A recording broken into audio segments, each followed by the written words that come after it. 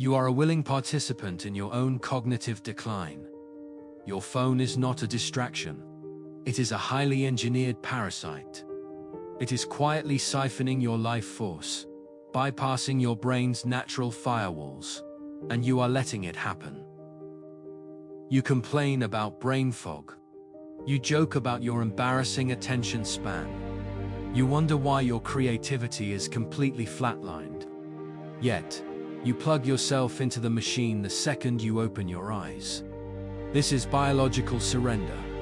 You are failing by choice. Every time you scroll, you are trading finite units of your actual life for cheap, artificial pixels. It is a self-inflicted lobotomy. You numb yourself with endless content because you are terrified of your own thoughts. But there is a shift happening. A silent, analog rebellion is forming. The top 1% of performers are waking up. They are unplugging. They are taking their lives back from the algorithm. They are building systems to reclaim their cognitive dominance. And it is time you do the same. Let us analyze the physics of your attention. You must view your mind as a closed thermodynamic system. Your mental energy is a finite resource. It obeys strict biological laws. When you bleed your focus into a glowing rectangle, you create a massive energetic deficit in reality. This is the law of cognitive entropy. Your prefrontal cortex is the executive command center of your brain. It controls discipline, planning, and long-term execution. When you flood your system with cheap, unearned digital stimulation, you literally starve the prefrontal cortex of blood flow. You shut down the CEO of your brain. When the command center goes dark, your limbic system takes over. The limbic system is primitive. It only cares about immediate survival and instant gratification. You devolve from a rational human being into an impulsive animal acting entirely on reflex. You become a biological puppet.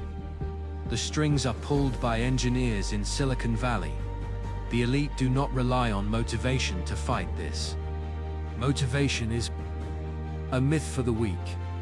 The elite engineer their physical environment. They build rigid, unbreakable architectures. They understand a fundamental law of neurobiology. Dopamine is not a reward molecule. It is a pursuit molecule. It is the chemical that drives you to hunt, to build, to survive. When you hijack that system with infinite scrolling, you corrupt your baseline. You spike your dopamine so high with zero effort that normal reality feels incredibly flat and boring. To fix this, you must engineer a hard cognitive reset. You must strip away the digital noise. You must treat your attention as a scarce, highly valuable physical asset. You measure it. You ruthlessly protect it. You weaponize it. You build an analog system designed to extract your life back from the machine. Transitioning out of this digital coma is going to hurt. Good. Let it hurt. Pain is the entry fee for the top 1%. You are currently broken. Your dopamine receptors are fried. You operate in a state of constant low-grade anxiety.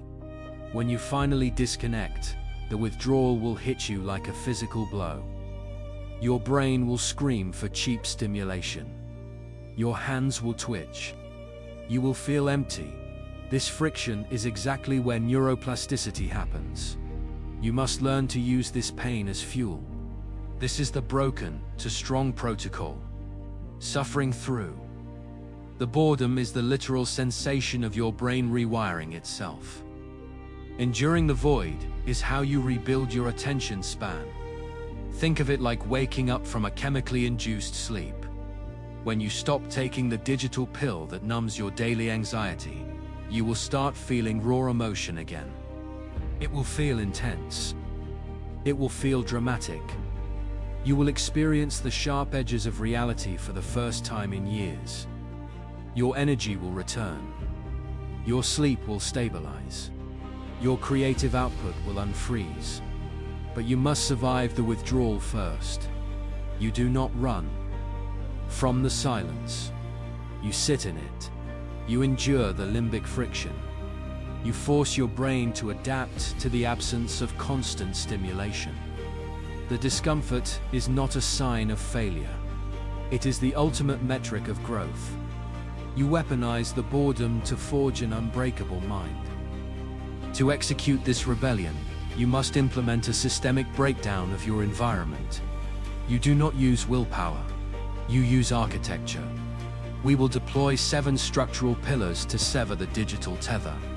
Variable 1 is sleep architecture. You must completely banish the device from your bedroom. Purchase a physical alarm clock. It can be digital. It can show the temperature, but it cannot connect to the internet. Sleep is the foundational variable of this entire protocol. When you sleep poorly, your cortisol spikes. High cortisol creates massive biological stress. Your brain immediately seeks a coping mechanism. It demands a quick dopamine hit to soothe the stress. This is why you crave the phone when you are tired. By removing the device from the bedroom, you eliminate the late-night scrolling loop. You fall asleep earlier. Your sleep quality multiplies. The morning cravings for instant gratification vanish. You kill the cycle at the absolute source. Variable 2 is visual desensitization. You must strip the color from your screen. The human eye evolved over millions of years to track high-contrast colors. Bright reds and vibrant blues signal ripe fruit or dangerous predators. Tech companies weaponize this evolutionary biology. They make notification badges neon red to trigger your survival instincts. You must blind the algorithm. Go into your accessibility settings. Map a shortcut to your side button. Triple click to activate grayscale. Make the device visually dead.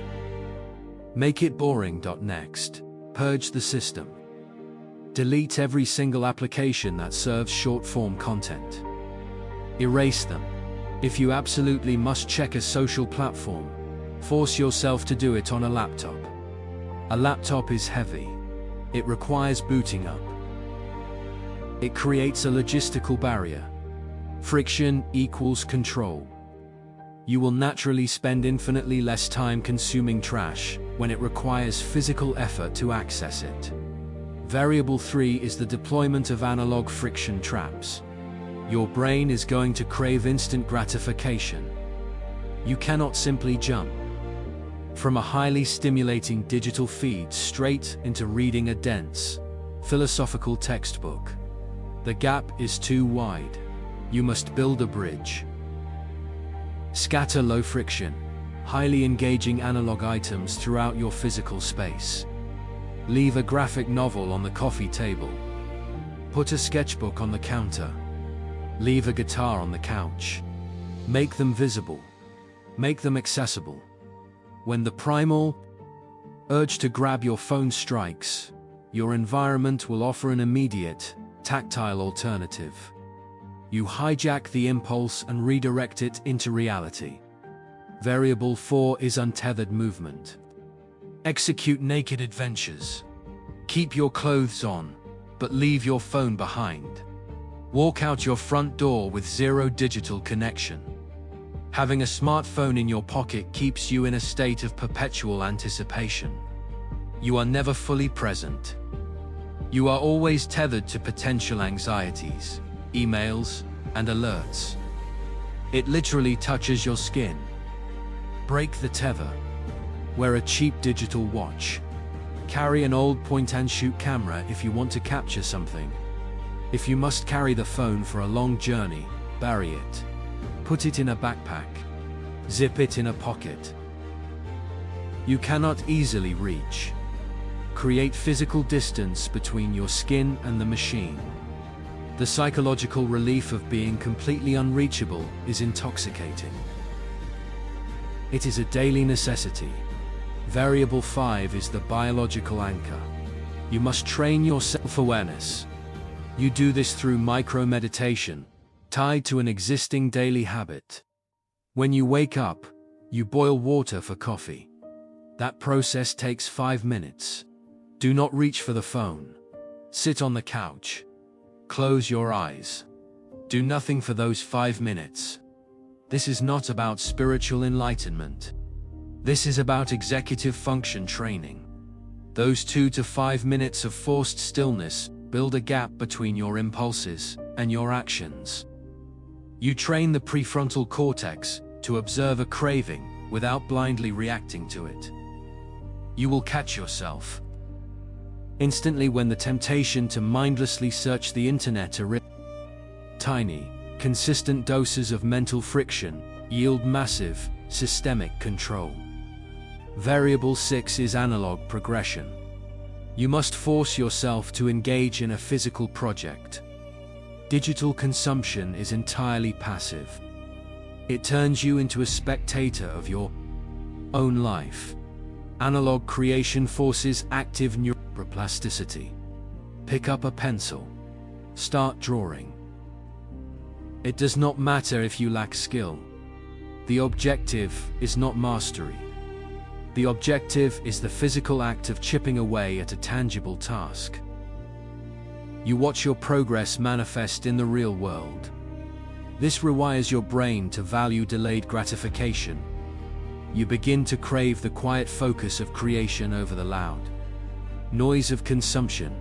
Variable 7 is the glucose-dopamine axis. You must regulate your chemical inputs. Most people start their day with a massive influx of processed sugar, cereal, pastries, syrups. This creates a violent glycemic spike. Your pancreas dumps insulin to manage the load. Your blood sugar crashes hard. This crash triggers a biological panic response.